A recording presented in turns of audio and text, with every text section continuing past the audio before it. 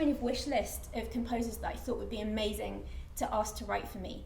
Some of them were people I knew, and some of them really weren't. And Peter Maxwell Davies was right up at the top there of people that I would just dearly love to work with. And so I wrote him a letter. I knew which island he lived on in Orkney, so I just wrote Peter Maxwell Davies, Sanday, Orkney, because they're really small islands, you know. And as backup, I also wrote an email to his manager, and I didn't expect anything of it. I just thought it was a stupid thing to do, but it just seemed like it was worth a try. And I got a message back through his manager saying he'd absolutely love to write a piece. And it ended up being one of the very last pieces that he wrote. And not just that, but I was so fortunate. The festival in Orkney, St Magnus Festival, invited me to give the premiere at that summer's festival. And it was the last festival that he was alive, and he was there. He came and worked with me on the piece and was the most generous, kind, incredible human being over that whole process. And I'm so glad I wrote that letter. I think we are.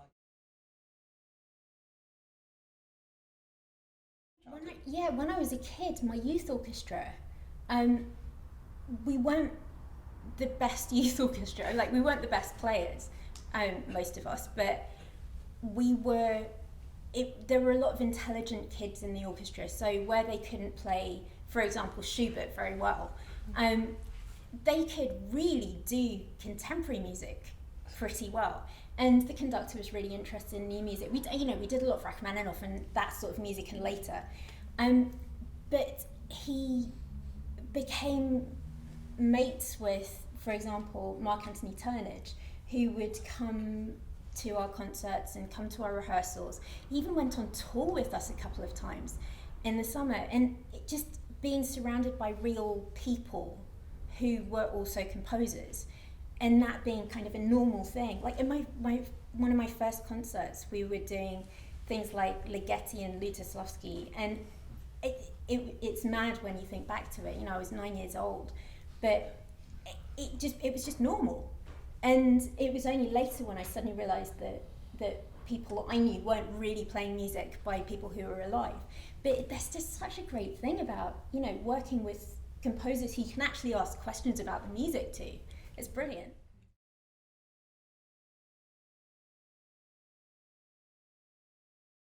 It was my violin teacher when I was a teenager who told me I wasn't good enough to play Paganini.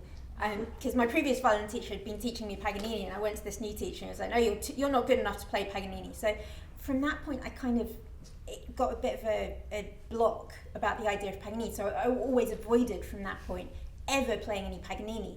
And then it got to a point where somebody asked me to perform all of Paganini 24 Caprices, and I thought, this is madness. I should not say yes to this. But there was a bit of me that was like, you've got to do something about this issue. So I said yes to the concert. I bought the music, I started learning them, and then the concert got cancelled. So it was a mixture of things that led me to do that Caprices album, but that was one of the very, very strong parts of why it happened. And a lot of it happened via social media, by the power of Facebook, wasn't it? Yeah, I had a summer holiday. Well, I wasn't on a holiday, but so I was having to practice, but I sort of had big gaps between concerts, and I felt like I needed to do something. And I thought it might be a helpful thing, because I work a lot with lots of young composers. It might be a helpful thing if I put a call out on Twitter and other social media and say that if any composers or young composers wanted to send me a variation based on Paganini's 24th Caprice tune, I'd be very happy to look at them and record them and give feedback. And I thought nobody would send me any music. And so billions of variations later, I was still months later still recording these variations on Twitter. And it occurred to me then when I was planning the album that it might be quite nice to ask some of my composer friends if they might like also to write a variation, because some of the things that came through Twitter were from like really established composers, and so I thought I'd sort of mix them all together and do a set of variations. So I recorded the original Paganini 24, but then I also recorded a set that was the same length of new variations that had been written.